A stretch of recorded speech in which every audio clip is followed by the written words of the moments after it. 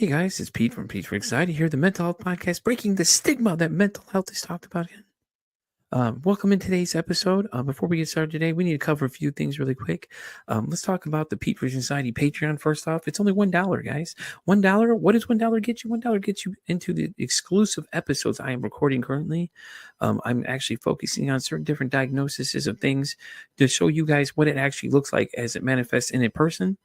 So why not for $1, judges? Yeah, they said $1. I just checked with them too. See, they said it was okay. It was $1 anyways. Let's also talk about the Oracle Talk Radio Networks app. In case you can't be here live listening to me, watching this video, supporting the show, you can listen to it on the radio app. Why not? It connects us live to our 365 radio. Just go to your app stores and download the Oracle Talk Radio Network. You'll see the big old Oracle Talk Radio Network app logo right on there. Download it and it'll connect you to me, 10 a.m. Central Standard Time, 3 p.m. Central Standard Time, to Pete for Anxiety when I'm live doing my thing right here, informing the world and raising mental health awareness. So where are you going to be? 10 a.m. Of course. Come on. We just talked about this. Pay attention for once. Damn. Do y'all know how to listen? And as always, guys, like, follow, and share the YouTube channel. If you guys like what you're seeing, leave some comments, man. We want to know. I want to know if you like what we're on. You want to be on the show? Let me know. Hit me up at PeteVersusAnxietyPod@gmail.com. And as always, guys, enjoy the show. And by the way, did I mention to like, share, and subscribe to the YouTube channel as well? Yeah, okay. I just want to make sure because some of y'all are hard of hearing in the back, may have to yell loud or get a megaphone or something. But, anyways, let's get today's show started. Y'all have a great one. Enjoy. Hello, welcome into the exciting episode of Pete vs. Anxiety, the mental health podcast, breaking the stigma that mental health is talked about enough. My guest today is a registered psychologist, speaker, and the founder of Katie Turner Psychology Incorporated, as well as the author of Fuck Toxicity, Toxic Spirituality, avoiding red flags, and navigating the spiritual path with integrity. The one, the only, Miss Katie Turner. Sorry, Katie, I'm off today. All good. It's Friday. Anyways, welcome so much in. I appreciate you being here. Why don't you give everybody a little more rundown other than just what I just told them? It's some things they may not know, and we'll go from there. Yeah, so I'm a psychologist. I'm out of Canada in Alberta, and I recently wrote a book. My practice is a bit different than kind of traditional psychology, although it is out there. You just have to know what to look for. I specialize a lot in spiritual awakenings, like deeper healing, working with beyond the conscious mind. And so help people connect with their intuition and kind of heal deeper layers beyond just our conscious thoughts. That's awesome. I love it. I love it that you say it's different than normal therapy, because it's like, what is normal therapy these days? Because it can be anything. Yeah, it can, but a lot of medical models and a lot of agencies, you're looking at a lot of CBT or like conscious mind approaches, strategies, and which is great. Those are helpful to a degree, but often people get to a point with those approaches and feel like there's something more. Yeah, definitely. Yeah. By the way, everybody, in case y'all didn't know, I told her off air that I love the name, the title of the book. Instantly wanted me to book her because I thought that was such an interesting title. You want to care to explain how it is you came up with that one, because that one had me rolling the minute I saw it. Yeah, I did. I mean, I had a couple of working titles and then asked for some feedback from people, and that was the one people liked more. It's not quite as, the content isn't quite as in your face shocking. It's a lot gentler, but yeah, I really put the book together because I bridge both worlds of like the intuitive and the spiritual and the science and the psychology. I went through my own spiritual awakening when I already was really in the psychology field already, was very much a skeptic before having my own experiences and going down that rabbit hole, but it really changed my worldview. And then I sought additional training in transpersonal psychology and other approaches to bring in more of the science to the spiritual. And it's actually a lot more common. Like most people have some kind of intuitive experience or even some kind of spiritual connection that they can't fully explain, whether religious or not. And there's a lot of things where traditional Western psychology can not really know where to put those experiences, and there can be a danger of it being mislabeled or kind of quote unquote like crazy. Mm-hmm. But on the other side of it, spiritual communities or coaches, healers, wherever, like there can be a lot of stuff online that's actually like not really helpful or mental health informed as well. So I just found, working with hundreds of clients over the years, I mean, this has been an area of specialty for me for the last decade. So there was just so many things that over and over again in my office, I'd be saying, like, well, how would you know? There's no guidebook for this. Like, if you Google spiritual awakening, you get such a wild west of answers out there. And some of it's helpful and some of it's just really not, or just not, doesn't have enough information to be nuanced enough. So that was really my inspiration in writing the book, was to make some of this information more available so people kind of know what questions to keep in mind or things to consider when they're navigating their own path. Yeah, and that's so cool though. I mean, especially the internet, you never know what you're gonna find these days. Wikipedia is a dangerous place. I know people think it's real, but it's really not. It's factual, guys. I hate to break the news to you. Stop using that. It's just people basically can go on and edit it if they wanted to. And I like the blend of traditional and spirituality, and I just kind of like I think that a lot of people sleep on, alternatives and things like that. I think they're all a little too worried. And like you said, if they don't know it, it's kind of, they get scared of it though, because they don't know. They don't know what to think about these things. And a lot of people are standoffish because they're like, oh, I don't know, spirituality. Hold on. Because it's, you get some of those people that are so critical about it. They start doing these things that make people feel so judgmental about, even thinking about it, and it kind of leaves a bad taste in everybody's mouth. And then you got to come back through and try and break through all that and be like, no, hold on, wait, this is not how that goes, guys. This is here's an idea of what to look for, things like that. And I think that's great that your book is basically helping them understand a lot of these questions, and breaking through a lot of the misinformation that's out there. For sure. And I think I can see that a lot in terms of the uncertainty around the spiritual. There's a lot of stigma around it still. It's actually pretty common in terms of people having experiences, but it's something that many people don't share with other people because they don't want them to like lose credibility or think they're kind of quote unquote crazy, where Yeah. there's many really like well functioning, high functioning people who do, like, it's part of their day-to-day experience. Western psychology doesn't really do a good job with it. And on the other side, I'd also say like spiritual communities, or sometimes different teachers, coaches, healers, like they might stigmatize mental health too much, where it's, oh, like you're not practicing enough or visualizing or doing your affirmations, you shouldn't be taking medication, where it's really, even if we are a spiritual being, we're in a human nervous system, and we really need Hmm. to understand a holistic approach isn't just spirituality, it's everything. And it's, each person's path is very different. So it's really more about breaking down the stigma on kind of both camps. Yeah. Yeah. Yeah. So you're going double duty now, and you're trying to Yeah. break through both the walls of things. And I know I like the fact that alternative medicine is starting to take over a lot more than versus traditional, Mhm. because a lot of people, I think, are starting to be more accepting now that they're seeing that, hey, listen, therapy isn't the only thing to do. You can do 10,000 other different things that just resonate with you, that work better. And it spirituality connection or energy, real people that pick up real strong energy and things like I do, I'm real sensitive, and I get a weird feeling when people around. I tell people it's my spider sense, but really it's what it is. It's just a weird feeling. And when you tell somebody about it, they just start looking at you like you're crazy. And you're like, huh? What?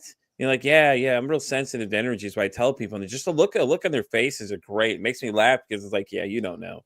You don't know Yeah, what's you might going be on. like a feeler or just kind of a knower. I have a free quiz for people to have a sense of what their dominant intuitive ability might be, because we all tend to have one or two, and Yeah. it comes through our senses, but people can describe it differently. And I mean, many people have experiences of like times with intuition where you didn't trust it and then you realized you should have, whether it was a gut Exactly. feeling or a knowing. For me, that was like the initial knowing.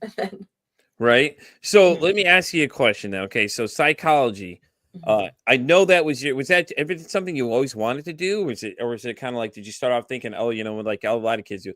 Well, I want to be an astronaut. Katie, you're probably like, well, I just want to be a psychologist, and things like that. So did you get into this by its own, or did you do something else and then say, you know what, I think I kind of want to do this instead? Yeah, for me, I don't know if my path was the way I'd recommend for many people. Everybody operates differently in terms of how they Yeah. plan life. I mean, I knew I wanted to continue education. I was interested in psychology, so I just kept kind of doing it, but I didn't really know what I wanted to do Yeah. after. In hindsight, if I would have known how long it takes and how much you have to invest in it, I don't know if I would have done it in the beginning. It is not a field you get into for like stability or the money for a long time. And then for the amount you invest in it. But I mean, I was always interested in it. It was always, I figured out in my kind of awakening journey that I'm also empathic. So I'm Mm-hmm. very sensitive to energy. I would initially, like, I could feel other people's emotions or physical sensations in my own body. And I didn't realize that was happening until my mid 20s. And then it was light bulb moment of how long has this been going on?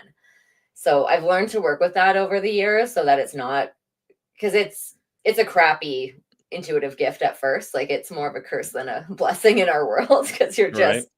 you're like a little energy sponge that you take on everything. And most of our world is not super regulated and calm right now. So No. Oh no. No, no. I'm yeah. So I'm empathic. I'm empathic too as well, so I can understand that completely. And it was just like you said, I didn't understand it at first, and I mhm, think after I interviewed somebody, that's when it started realizing that this is something I'm dealing with and what it is exactly. The great thing about it, this being a video podcast too, is like I'm recording from my beginning to where I'm at now.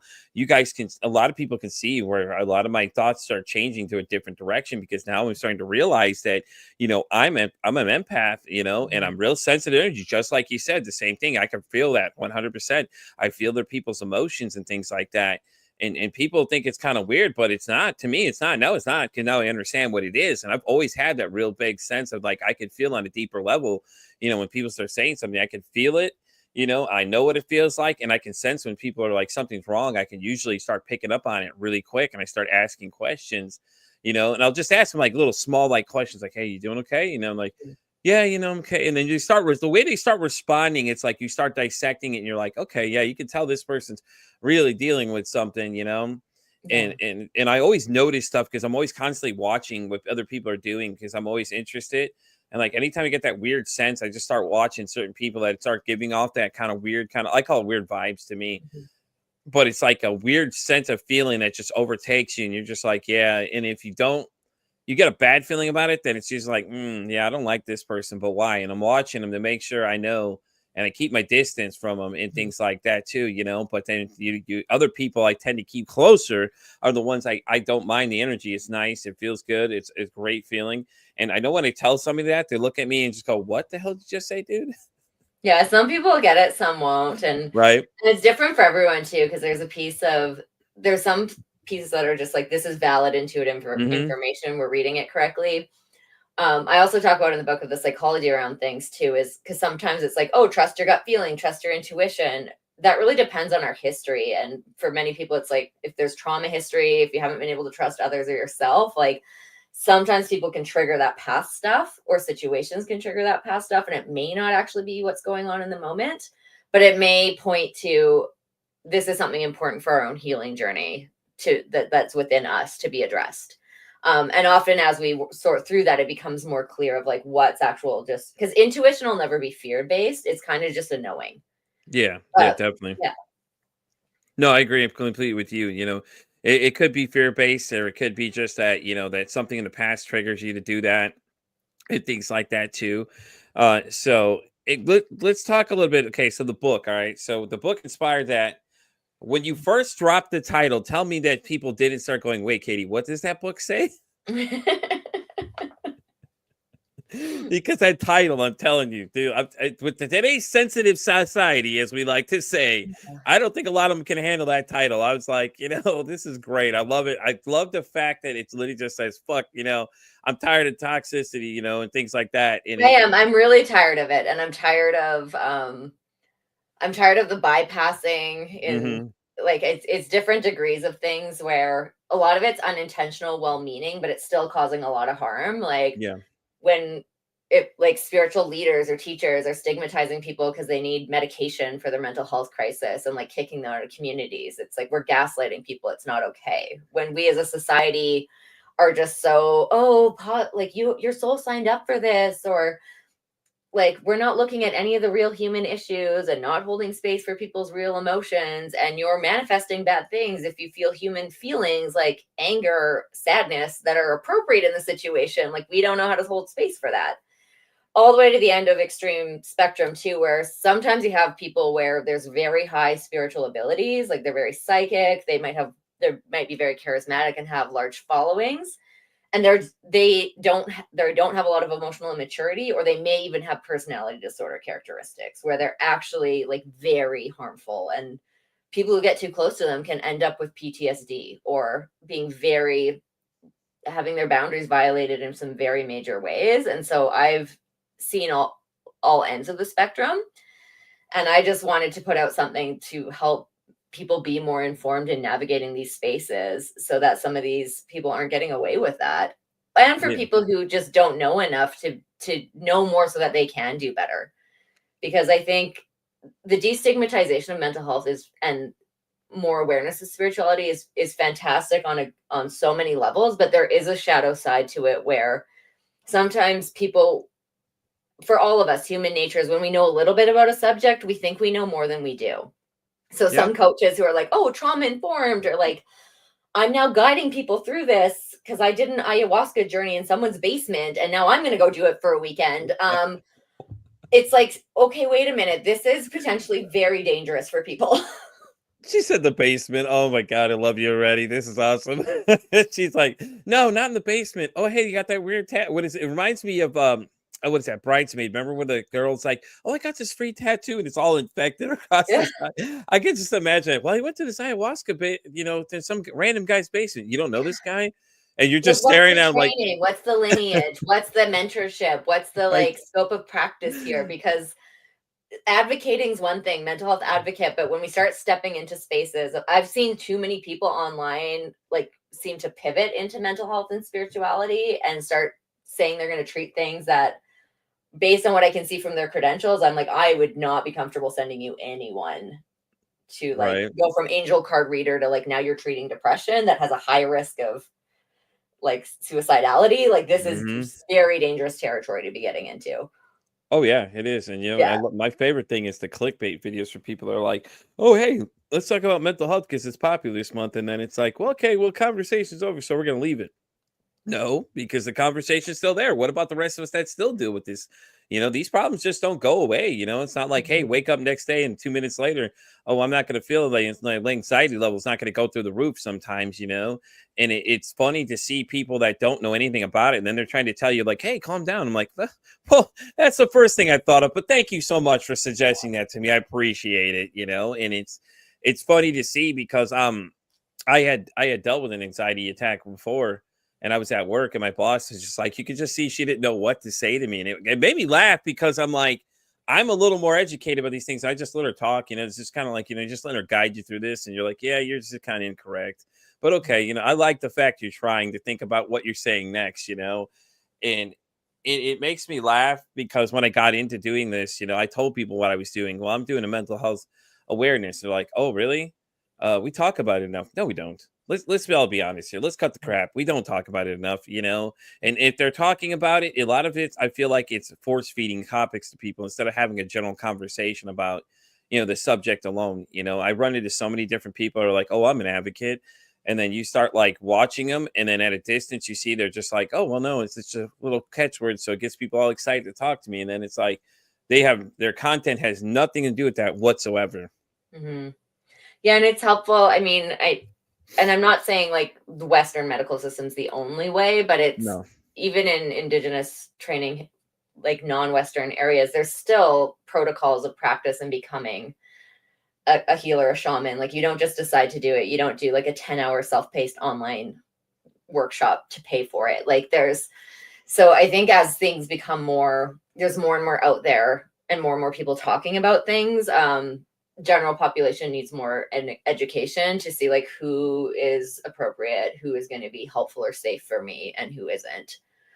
Because I think, especially in the spiritual realm, it's harder to know because many people are worried or concerned of they may, even if they're seeing a therapist, they may not share like their spirituality or their connection with like, feeling other people's energy. And it can get even more kind of wild than that. Like people might be in touch with their ancestors, like be aware of ghosts or other energies, or like have psychic dreams, have other things where they're cautious about who do I tell this to, and like what are they going to be writing down. Am I going to get prescribed an antipsychotic when I'm not actually psychotic? And on the flip side, again, spiritual communities can be like, oh, it's just a spiritual awakening. And it's like, sometimes this is actually a mental health crisis. And sometimes doing more spiritual things without getting grounded first could be very destabilizing for this person. Yeah. So it's just like everyone, there's no simple answers. It's like, it's so individual, and there's some general themes we can look at, but there's no like, oh, this is just it for everybody. And I know this little bit and I can say this is what's going on for you. Yeah, you know, and Yeah. I think that's really great though that you're looking at it individually versus just a giant, just kind of broad spectrum type thing. Because I think that's what people need to realize, that it's different for everybody. You know, everybody has their own paths they take and things like that. And I've been spiritually awakened. You know, when I accepted, you know, a religion in my life about a year ago, and ever since then it's just made a lot more sense. And you know, it's like, okay, well, this makes sense. You know, something is putting these people in my path for me to meet them for some reason and taking people away for other reasons, you know. And it depends how you look at it. You know, people can say it's because they don't like my energy, that's why they tend to stay away. So like at this point now, I'm kind of like, all right, well, somebody's not there or somebody just kind of fades away. It's just like, well, you know what? Either something didn't want me to have them in my path, or they felt like they weren't worth my time. And then I'm not going to waste my time worrying about, oh, well, so-and-so's not talking to me anymore. Well, just like they just didn't want to, they didn't feel like they can handle what was coming out, the energy, you know, that I give off to them. You know, and it scared them away and things like that. And I've been telling people that too, you know, and I've tried to like explain it to some people, and it's great when you see people that are willing to listen, but you get those other people that are so standoffish. They're like, oh, no, you can't do that. No, we don't like that. And then when you say religion, a lot of people are instantly shutting down. They're like, oh God, no. Oh no, you're going to tell me go read the Bible and everything else. I'm like, I never said any of that to you. I just said this is what I'm doing. I didn't say, hey, stop what you're doing and go do everything I'm doing, kind of thing. And it's just, it makes me laugh though, because people are so scared now of anything you say to them. And they all go, oh, well, you know, no, you're wrong. You're wrong. You're not right, because you're not listening the way I want you to think. I'm like, yeah, it doesn't work like that, guys. Unfortunately, you know, I have my own thought process. I am my own person. I am human. I go the path I want to go. You know, you don't tell me where to go. I'm going to go where I want to go. Oh, Yeah, and sorry. often as we heal and evolve or work on our stuff, it's like what we're looking for in relationships can change, how we show up can change. So that Mm-hmm. often reverberates out in our social systems, where so it's that like reason, season, lifetime. We Yeah. don't ever know for sure, like if someone's gonna be kind of reason, season, lifetime, except for ourselves. We know like we're in it for life. And then we need that kind of core group. But sometimes people can shift and change, and can have different level of connections. Like that is part of the risk of evolving. Yeah. Yeah. So let me ask you a question though. For mental health reasons, what are some diagnoses you feel like people misunderstand a lot of times? Oh man, jeez. There's a lot of things. I think as a society, I think we're getting a lot better with things like depression, anxiety. Yeah. It seems like trauma is getting a bit better, but I still think there's a lot more to do there. One of the ones I see a lot is, especially in kind of the spiritual realm, is people talking about like empaths and narcissists, and so much of the information out there is actually like complete bullshit. Like especially when Usually it's I think the spiritual crap. people talking about it and they don't have the mental health training, because even in mental health training, survivors of narcissistic abuse, it's actually a very specialized studied field. Like so there's way more information that already exists there, and many people being like, oh, like it's because you attract this, it's your own family. It's like it could be that's one pathway, but that's actually not what the research says the majority of people are. There's like high personality traits that can make us vulnerable. Anyone can be vulnerable to it. It's almost more of like, do you recognize it and get out fast enough? Because Exactly. yeah. And so I think there's a lot, and again, each area, like mental health is such a huge area for understanding that you don't have to be experts in everything. Even people who are registered, it's like I have my area of specialty. I'm not an expert in psychosis or Yeah. schizophrenia. Like I refer out for those things, but my more concern is when people don't have enough training to not know what they don't know, to be like, are you able to recognize, like, is this, and trauma informed worries me as well too, because trauma is such a big area. Yeah. Even many therapists, it wasn't part of my required training to become registered. It is required if you're going to specialize in that area, but it's training you do after you already have all your graduate training. After you could register completely without it, most of our like hospital short like system type settings don't actually work with trauma. They're usually pretty like brief solution focused. Like, we're going to just work on this one thing, give you a few sessions and get out. Trauma is like longer term Yeah, I get that completely. work and more frequent work. Yeah. Yeah, no, I get that completely too. And I like how you point out that, this is where I specialize, not all these other things. I don't go on there and claiming I know it all. And I'm sure you're watching these videos go, oh my God, can we just stop with this crap already? Seriously. I could just see you sitting there criticizing the video like the first one is like, what is this crap that you and people send you videos? Hey Katie, check this one out. You're just like, God damn, what did they send me now? God, can you stop sending me this crap? Especially with being on TikTok. I'm sure you've seen some videos on there. You're just like, oh God, please stop. Can you please stop There's some making good content? stuff and I have had clients who like, I think the information and public awareness is positive overall because it's kind of the first generation where it's just so normalized. And so like people have the language, they have the terms to refer to. It's more, the stigma is down a lot more. And there's a lot of positive with that. But the downside is like, sometimes it's not nuanced enough where it can be like, yeah, these might be things to continue to do more work, like look for credible sources, look for more reliable self-tests. If you can access support and professionals, like there are systemic issues to be like, it's not always free or available for everyone to have somebody to help work one-on-one. So I get why people can find self-diagnosis like valuable or to be like, this helped me, point me in the right direction. But I think the worry sometimes is really more of like, well, where's the information coming from? Is this nuanced enough for you? Like, has it really ruled out everything? Because like we're complicated beings, like we're multifaceted, multidimensional. We have many layers. Sometimes it's like, oh yeah, there may be ADD and there may be all these other things going on. This could be spiritual awakening and there could be trauma. There could be other personality factors. Like we're not simple of like, oh, it's just this usually. Yeah, no, I get that completely. And I like TikTok too because I found a nice little community of people that all go and are very supportive of what I do, and we have real conversations, even though we have to code the conversation sometimes when we're talking. We were talking with suicide the other day. Actually, a bunch of us were. We were just kind of talking about it, and I thought it was so interesting to get everybody's different opinions. Like one person's like, "Well, I feel so guilty about it," and it was interesting because it's like we can't talk about this for real because they're censoring it, but I don't know why, because it's a conversation people have to have. It's Well, I like, think they just censor it because there's content there that's encouraging people of how, or like oh, it can be okay, makes dangerous. sense. So there's Okay, people well, talking that about makes here's sense. how to do it, here's what to do. So I think it's just like robot algorithm is like, nope, shut it down. Like, and I don't know if it knows how to determine like this is a helpful Yeah. conversation versus this could be very dangerous for somebody.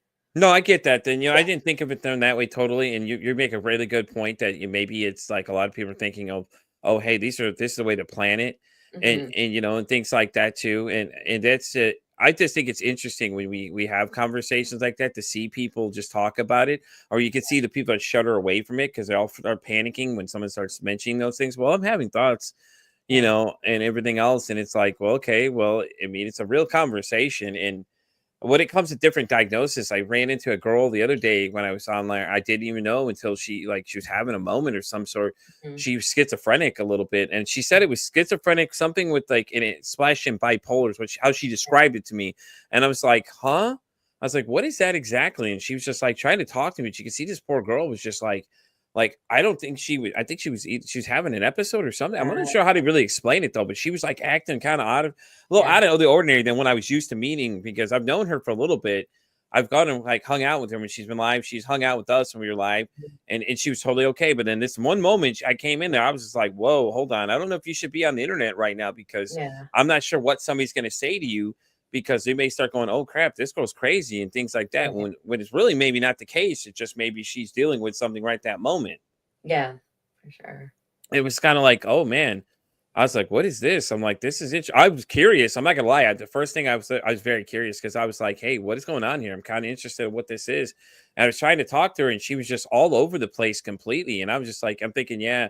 I told him like, yeah, you might want to just kind of go to bed or something. Try to be nice to tell her, hey, you might want to Yeah. like turn this down because you don't want somebody coming in and get the wrong idea of what's going on right now as you're live streaming this across the world to people, and they're Mhm. seeing you do these things. They may not understand what's going on in this moment, and then you'll start getting random questions, and especially with the internet, you got all these different people that come in there and can just say whatever they want to you, and they can attack you from so many different levels and things like that. So it's just Yeah, and if we have people we know well and care about, like, and if they're aware of their yeah. diagnosis and working on managing it, I think other people can be a very helpful part to kind of check in and say, like, hey, are you doing okay? Like, seems like Hmm. something's off. Are you open to following up with your professionals and your people here? It's a Yeah, hard yeah. one. Yeah. Yeah, definitely. You're right. And that's what I was trying to get her to get off. I'm like, hey, yeah, listen, I think it's time for you to kind of go to bed, or trying to hint at it without saying Yeah. it for everyone else to know. And it Yeah. was so interesting to see though, because she was just like, she was not the same person you've ever seen. And I Yeah. thought, Yeah. I'm like, whoa, yeah, this is probably not the place for you to be. You may want to need to Mm. get off here and just kind of stay away from this, because you never know what person's going to wander in and start saying crazy stuff to you, and God forbid something happens afterwards. For sure. And we want people to be like get the support they need and get stabilized again. Because often when they're stabilized, they don't want to go into that, but they may not realize that they are Yeah, in the yeah. moment. Like if people have dealt with it for a long time, like I've definitely worked with some people in community mental health where like they know or they're like, oh, it's happening. But they may not catch it right away. So it's tough. That's not my area of specialty. But again, like if those kind of things are going on, because I think again when we care about somebody, sometimes if they're going into a spirituality piece, like you said, some people are like, Hmm. oh, like, I don't know, or I'm worried about them. And there may be nothing to worry about. It might actually be very helpful for them. And they might be figuring out who can I share this with. But there's other times where it's like, no, there's real reason to be concerned here. And sometimes people's family may have options of like, if this person is in an episode and there's like legitimate mental health concerns going on, like we may need to maybe talk to their doctor. They won't be able to Yeah. tell us anything, but we may need to be, and sometimes there's even like involuntary options to see like, can we get this person help or treatment? And again, those aren't, I'm not like, I'm not so detached from reality that, oh, that always goes great. Like oftentimes Yeah. it doesn't, but sometimes it's seeing like, it's a tough place to be in to see how do I support people and try to get them help. And like, um, but they also have to want to have help themselves. Yeah, I think that's the key part too, is they want to help themselves as well too, especially when it comes Mhm. to anything. Because if they don't want to help themselves, then you're fighting an uphill battle already right there too. Yeah. So Katie, what is your specialty area? I know you said that a couple times. You said it's not my area. So what kind of stuff do you generally deal with? And Yeah, for the spiritual awakening stuff, I mean, I wouldn't be anytime I'm concerned with like, is this a potential break or something? I'm referring people to connect with like psychiatrists, hmm like to rule out any, like to make sure things are stable, that it's not a bipolar episode, it's not schizophrenia, it's not like a dissociation piece. My specialty is more, I work a lot with highly sensitive people and empaths because hmm the empath part is not really, it's not a part of mainstream psychology or the medical system yet. Most professionals would be like, oh, you're not actually empathic, but I've gone through my own journey with that. I work with clients who are, I'm like, if you are, you know you are. Like Yeah. it's I don't think it's fully understood yet, but we're not living someone else's life for them. We don't know exactly what it feels like, but I know I can tune into people's feelings and emotions and even physical injuries or pain. Like I can, and then it goes away. So some people are more energetic sponges. So I do work with people around that because it's conscious mind approaches aren't enough. We're not just it's not our logical adult brain that's like, I'm just going to take on their energy. Like no one wants that. We just do it. So it's just Right. a default. So we need sometimes deeper healing work, and learning how to work with the energy and the intuitive part of that can really help people to like still have the intuition, but build more of a barrier. So we're not processing it all ourselves. Like that is a never ending job where you'll never feel good. So there's that area. And then I also do a lot of work with people who are at a certain level where they've done some therapy or they're pretty self-aware, but they're like, I know I can just tell there's something deeper here and I can't quite get to the root of it. Yeah. As well as people who are having spiritual experiences or they want to connect with that more. They're like, I know there's something here. I want to be more in touch with my intuition. I'm feeling really guided to that. So that's a lot of the work that I do. And now my kind of even the book and being on podcasts is I've been in the last few years, like my intuition has been like, okay, this needs to be available to more people, which hmm wouldn't be me doing therapy outside of my like jurisdiction area, but looking at more I'm not even sure what that looks like yet. I'm just kind of, intuition will give us like one step at a time. It doesn't give us the whole, like, here's the whole like 10-point plan over the next few years. So Right, there right. is a bit of a leap of faith involved with it. Yeah, and I'm sure it's going to be an exciting journey too, as everything keeps going, and you're just like, oh, okay, well now that makes sense, and little by little, like you said, it's just one step at a time. Things just start appearing, and you're just like, okay, well things start falling into place.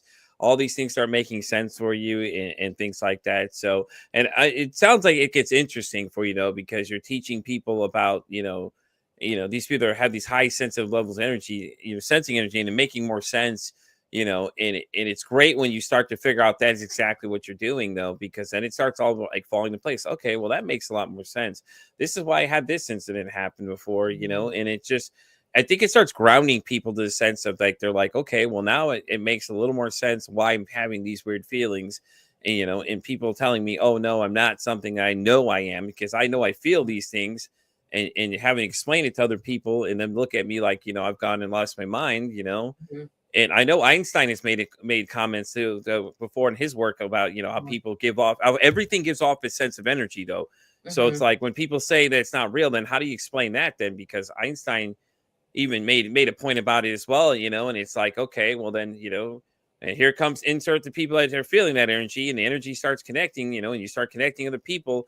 And what is it? I learned from somebody else, said like you attract the people with similar energy, and then you just, and then it's like they said the weird thing was they went into the store, they went down an aisle, and then they came back down. All these people were in that same aisle. All of a sudden, it could have been like a ghost town, and it was weird. And she's like, "Well, how do you explain that?" I'm like, you know, you're not wrong. Then I mean, you're, obviously something's happening here at this point, because you're attracting all these people to where you've been, or they're all feeding off the same energy you are. And Mhm. you're 1 minute they're there, and the next minute they're not. And it's interesting though, because it just gets kind of like, okay, well now it makes sense. Now, you have this other sense of height and sense of ability. And, I call it my superpower. Like I said, Yeah. I'm a huge nerd, so I call it my superpower. So I tell people I have spider sense all the time. I don't really explain it to them much. I say it's just my spider sense. Like, well, how do you know something's wrong? I'm like, it's just my spider sense, and I can tell that too. And I'm really good at reading emotion on a lot of people too. You can tell like a lot of people something's up. And I had one guy, he told me that he unfortunately lost somebody to a shooting incident. Like he was in the car. He said he saw these people pass by, Mhm. not knowing that these were the people about to commit the act they were about to do. And all of a sudden he heard the girl and the guy were behind him, heard the lady screaming, and he ran up and he was describing this all to me. And mind you, I don't know this guy on a personal level.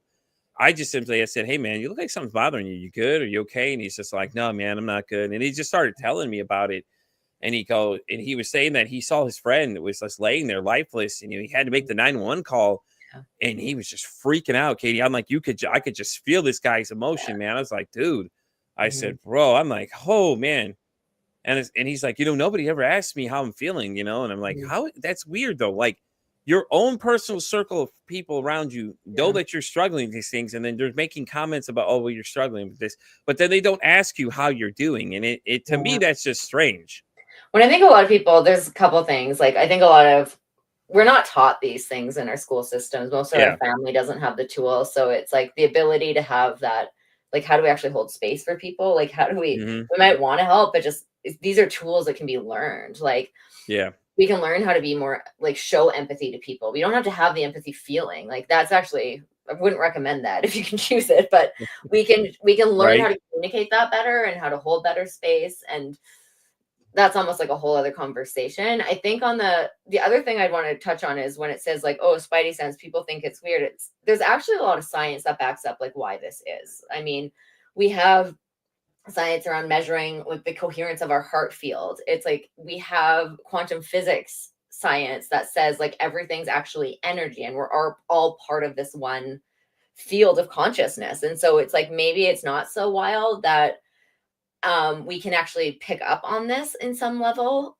Like, Yeah. just like bats pick up sonar and like dog sense of smell is higher. I do think like this intuitive ability is part of our genetic like human makeup and part of our evolutionary consciousness. It's Einstein talks about it. There's different societies at different time periods where they value more that intuitive or soul, and the ego and logic is there to support it. And Einstein has a great quote about that the intuitive mind is a sacred gift and the ego mind is the faithful servant. But we've created a society that honors the servant and has forgotten the gift. So it's not about killing off our ego. Like it helps. We need that to function in the world. But I think that piece of like, it's actually not that woo. And there's research in so many different areas that is starting to catch up with like ancient traditions of like, this is the energy, it's energy first and then physical. And they are both true and both real. Like, and we are in this physical meat suit. So we have to operate here. But I think and there's some really great work on the neuroscience too. There's a book called The Awakened Brain that kind of stumbled into the research on spirituality and like our brains, like how much it helps our brains be connected, be in flow, or be spiritually connected, and that our brains actually seem to be wired to communicate with this larger field and receive information back. And that when we can go through that and get guidance, have that personal spiritual connection, where we have a higher sense of purpose, we're more resilient to depression, trauma, anxiety. It's just the power of that connection, and we all have the potential to connect with that. Yeah, and I think a lot of times that's what brings people together is that they find out that they're not alone. When you say like anxiety, like other people, like I deal with anxiety too, or Mhm. it's I have depression as well, and it's nice when you get people together that all can support each other like that. Though they're like, oh, well, I have this as well, I have that, and it starts to, the great thing with the show is that people see other people come on here and they talk about how they deal with these things, and then it's like a contagious moment. It's like, okay, well, here we go, and then it starts spreading out. People are like, oh, hey, I got that as well, that's awesome. Hey, I saw so and so on there, now I want to come tell my story. And I think it's great that I get to hear new things every day from people, and learn new things from people such as yourself, and all these other things that I go down different pathways. And like you said, the space is so big, there's so much to learn, Mhm. and like I don't know it all. I'm not even an expert. I'm just an average guy just having a conversation about these things, and then like as we go, like at the same time, we're documenting my journey as I go through this thing and start self-discovery and start learning more about myself, about different things. And then and as I start bringing different people into this, I can start getting into different areas and start checking these areas out. Like, hey, like I like what Katie's talking about. Let me go check into more what she's doing, or somebody else I resonate with, and I'm just like, all right, let me go chat deep into this, dive in here for a little bit, and then I can start educating people myself and start telling people about it. Like, hey, listen, I met this really incredible person. You should go check out their stuff. This is what they do, and they'll look at you at first a lot of time and go, okay, well, So, but it's great to know that, I can inform them correctly. Like, hey, listen, this is what I know. But you want something here, come talk to this person. They've got it for you covered completely. Mhm. Yeah, and I think like I know I'm jumping around a bit, but I know you talked about the piece around like sensitivity to energy and anxiety. And one thing I wanted to kind of speak to in case it resonates with anyone listening is I think Western psychology a lot of time treats it like, okay, here's your anxiety disorder. It's a you problem. Like, stop thinking these thoughts. Right. That's great. The great And part on about that the is stop thinking. I'm like, that's great. I wish we yeah, could and do on the that. intuitive like on the intuitive level, for people whose nervous system is more of that like energetic sponge, sometimes there's this piece of like the pathology isn't necessarily the individual. It's like if they're really sensitive, you can be the canary in the coal mine. Like Yeah. you can be the one who's like feeling all the things where you're like, actually, this system is not okay. Like there's a lot of people not doing well, and it's manifesting. Like my nervous system is processing a lot more of that. Yeah. Um, and with that too, I think like one of the again like unhelpful things I've heard, I don't hear this everywhere, but I've heard some kind of spiritual coaches be like, empaths are here to transmute the suffering of the world. And I'm like, bullshit. No, we're not. Like, we're here to be aware of it. But if we are just like drowning in it, we are not okay. It's like swimming basics of like if someone's Yeah. drowning, you don't go in while they pull you under. If you can toss them a life raft or something for them to hold on to, but you don't drown at the same time. So now you have two people drowning. I think it's that piece of like, we can't expect everyone to be okay. And many Yeah. people aren't even processing their own stuff. So why should you be processing the stuff they're not willing to process? Like, we can't do that for them. Mm-hmm. So there are ways to work with empathic nervous systems where like we're still can be sensitive to energy, but not taking on so much of it that it's like that we can't even be okay. Yeah, yeah, it makes sense. And it's almost like you're I'm trying to think what the term is now for it. You're basically uh God, what is that term now?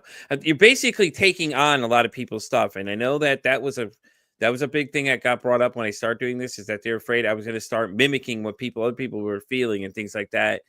Right. And my wife says that to me a lot of times too. She's like, "Oh, you're." I can't remember what she says now. Mhm. I had it in my mind, but she called it's something like mimicking. She's like, you're basically reflecting what people just told you, So now you're feeling their feelings and things like that. And she always say that to me, and at first I never really understood what that meant, Mhm. and things like that. But then slowly I started realizing that, she's saying that I'm basically taking on other people's stuff, just like you said, I'm taking on their emotions and everything else. And she's like, well, what about yours too? Have you worried Yeah. about you? Worry about yourself. And when you Mhm. when you're done with the conversation, you need to find a way to disconnect from that. That way, you're not taking that with you, and you start mimicking what they're doing and start kind of giving off the same thing, even though it's not you. You're base. I wish I could really remember what she'd always say to me, Yeah. because it's almost similar to what that is, but I don't remember what she keeps calling it, something else to me. But she always says it to me.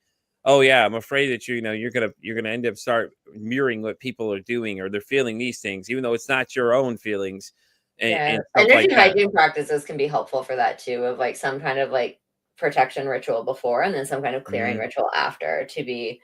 And then I also work with people around almost like inner child healing belief system work around that too, Yeah, but that's a longer term process because it's almost like what's the part of us that just was born with this yeah, and took it on at such an early age. But sometimes just even setting the intention of like the space being held between you and not a channeling through you. And really, some people might use things like smudging, essential oils, visualization, whatever kind of you're drawn to. You can experiment with different things, but it can help to kind of put up something and then like some kind of like clear this of like release it back to the earth, like yeah. back to the light, wherever it needs to go, so that we're not carrying it with us. Yeah, and I think Yeah. that was her biggest fear. Exactly what you just said there. It sums it up almost to what she keeps telling me.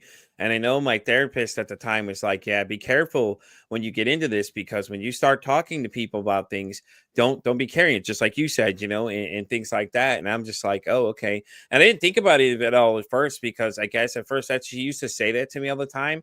Now Mhm. I've learned a way to kind of disconnect when I'm done. I get up, I go do something else, or I get my Mhm. mind off it. Because if not, I'll fixate on certain things. Like somebody will say something, and I'll be like, yeah, now I got to know, man. I got to know more. But like, I'm curious and I'm wondering these things all the time. And I'm the type of person, I'm really random. Like, I'll just bring up other stuff. I'm like, listen, that's all great, and all, but I'm worried about why this is, and I'm so fixated on it. People are just laughing at me. I'm like, listen, man, I got to know, man. I'm just wondering, like, it could be like we could have a real conversation, and all of a sudden I'll just cut him like, hey, I got to know this thing. I'm still stuck on it. You're like, damn, dude, are you still stuck on that? I'm like, yeah, man, I got to know. This doesn't make any damn sense to me. Yeah, well, and sometimes too, because I think on that piece of it, I do think it's a journey of learning to first recognize when we are taking on other people's stuff that Yeah. it's not all ours, being better at the protection and clearing, and then that layered work of the belief systems and like early childhood of like because sometimes even with like protection and clearing, we can still take stuff on. Hmm. And that's still almost like intuitive information for us. It's like, okay, there's usually like some part of us deeper down that's getting activated with that. That's like it may be like, what's this triggering for me? Or like what part of me is taking this on? Does this remind me of anything else? Like that can be good stuff to work through in your own therapy or somewhere else. Cause even now I don't take on I've worked a lot with my ability, so it's not my primary sense anymore. Like when we know our Yeah. dominant intuitive ability, the more we practice with that one first, the other ones will start opening up over time. And Hmm. it's an ongoing evolving process. So it's not my dominant sense anymore. And I'm really grateful for that because it sucked at first. Like you feel a lot really, and it doesn't all feel good. And so Yeah. I've worked Yeah. a lot with that over the years, but there'll still be times where I'm like, hey, there's something here that's not mine. And then I'll just use some of my tools and work with it to be like, hey, there's another level of my own healing here. Like there's something coming up within me to let this go. Yeah. Do you Yeah. find emotionally draining a lot of times too when you start feeling other people's feelings and things like that? And afterwards, it's like, oh man, you feel drained. And it's like, this wasn't even me that was dealing with these problems. This is somebody else dealing with these kind of things. It can be. I think I've gotten a lot better with it over the years, being able to work for myself. It's like I can set up my days and my work in ways where I can take care of my nervous system and that energy sensitivity better. It was a lot harder when I didn't have that control. Like I don't do if it's so much heavy back to back and there's no space for me to take care of myself in that, it's like I would burn out very quickly. Yeah. And so I think there's many things I've done that I've been fortunate to be able to do to take care of myself better in that. And then there's also kind of the boundary piece too, because it's knowing that that energy is real and does have an impact. Mhm. So even now, it's like every day, it's kind of this choice of like, I need to be a little bit informed, but really limit time on media and other things, because it's like I can feel my energy going into a place that I'm like, oh, like I can't get overwhelmed and paralyzed by fear and the collective and all this stuff too. I want to keep helping and being of service and like doing what I can of my part, but Yeah. and being informed, but not getting so paralyzed. And if I'm on there too long, it'll start creeping up. I love how you just said that though, because I think that's the problem with a lot of people. They always find this.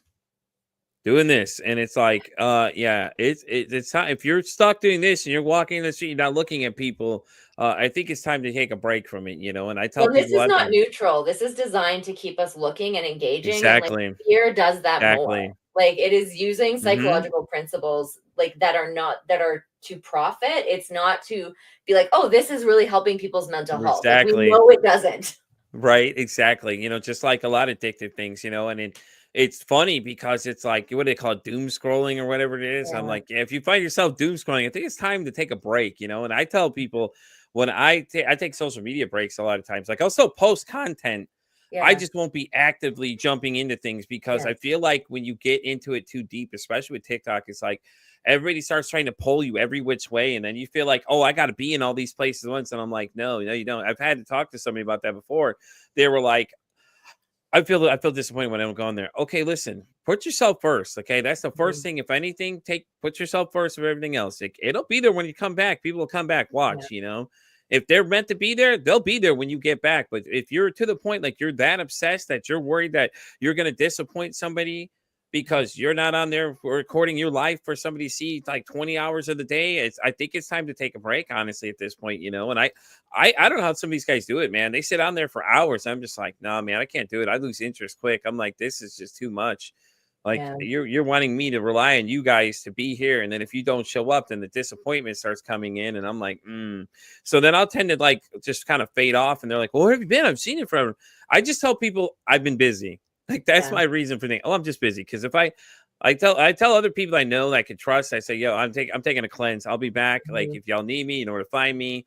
It's like I'll still post content of videos and things that I'm doing. I still do the Yeah, recordings like with be like, strategic, be sustainable, be aware of your own mm-hmm. energy and your own mental health. And Yep. yeah. There you go. I love it too. I love it when you say to be strategic too, because it is really what it is. It's a strategy. Be careful about falling into the addictions of sitting on social media all the time and things like that. I mean, it's great to connect with people at the same time. It's a double-edged sword, like technologies, like it can Yes, be I great, but love it, Katie. I love it. yeah.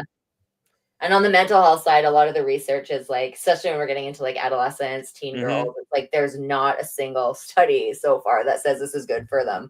Like Mm-hmm. it's like anxiety, depression, body image issues are all but You know, it's yeah, yeah. and that thing too, because they're seeing these girls and what they idolize. They're like, oh, this girl's so pretty, but I'm not because I'm not like them. There's And all then these they filters and all these other things too. And like, yeah. Yep.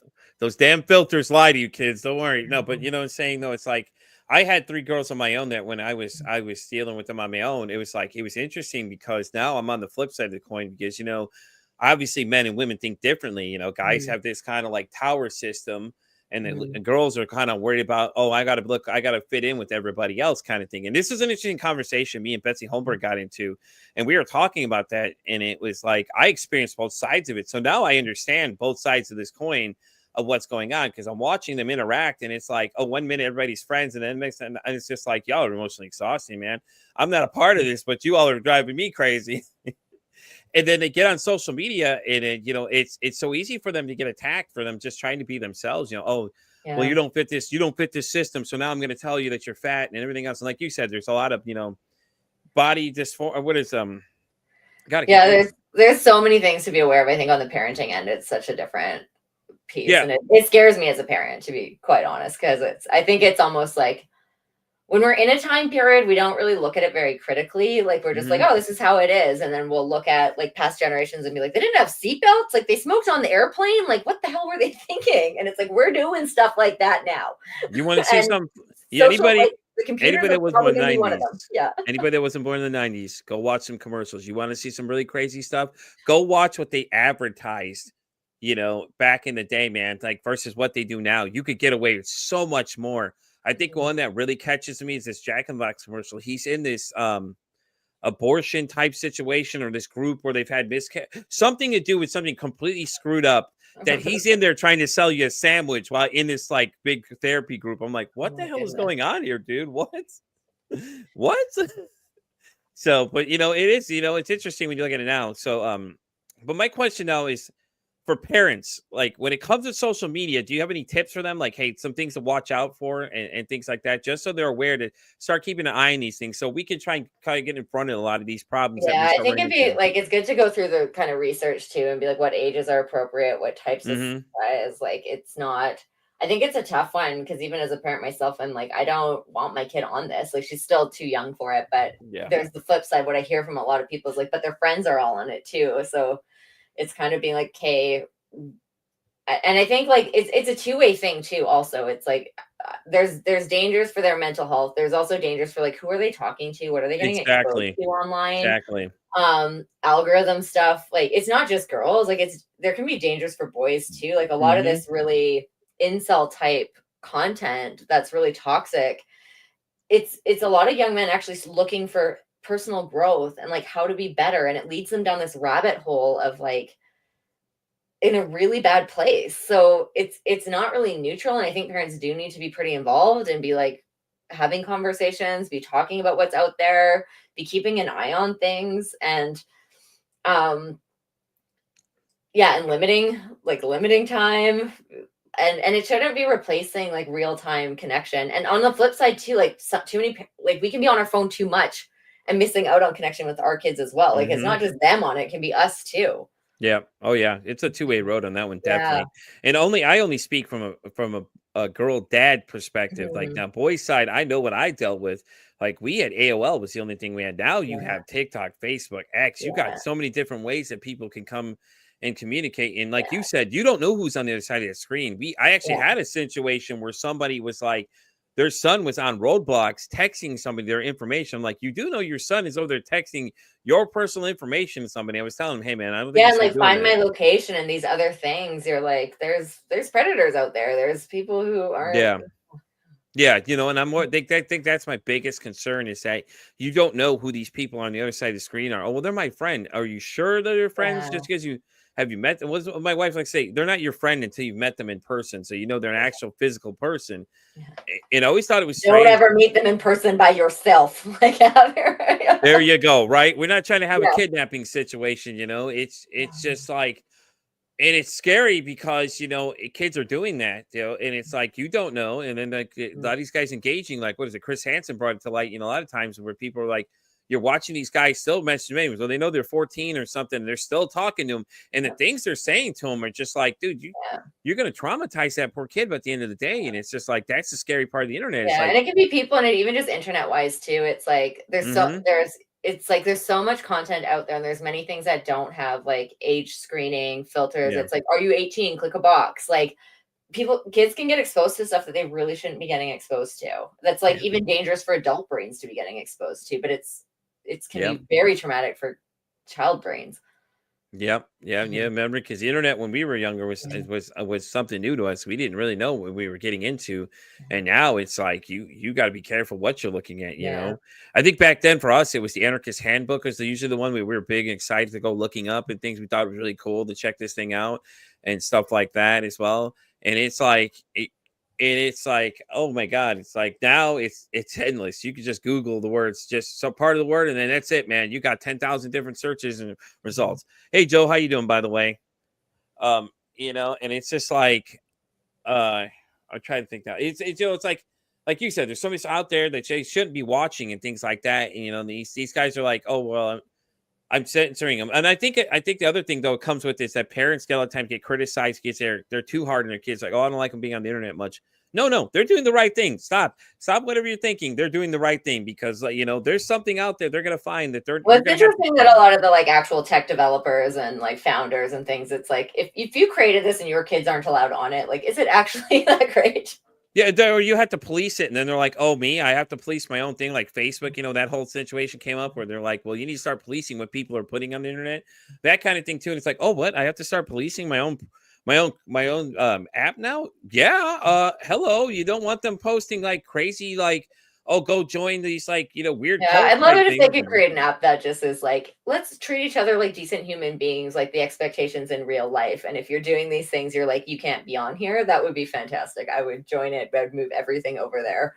Mm-hmm. Amen. Amen to that. So as we get ready to wrap up this episode of Pete for Society, Kate, do you want to go ahead and plug some of your sites? I do have your socials and everything down below in the comment section of this video. Everything will be there, your website and stuff like that. Do you want to let them know where they can come find you? And you said you Yeah, had the website is like would be the place to go if people want to do their like if they want to find out what their intuitive type exactly. is. That's what To I was keep getting to. connecting with Yep. that, there's a free quiz. I put a lot of time, energy, and resources into like making it good and good quality content. There's a 6-week deepen your intuition challenge that people will get like for free with that. So they can find out more information there Oh, okay, and okay. know more of I, what they want to see. I'm Yeah. not gonna lie. I'm definitely gonna go try that out and see what it comes up and check it out because I'm very interested to know now. And it's great that you mentioned that because like guys, go check it out and see what you think, man. You never know. You never know what you're gonna discover, and things like that. Go check out Katie. She's on TikTok and everything else. You want to go on there and support her videos and stuff. Give her some likes and send it out.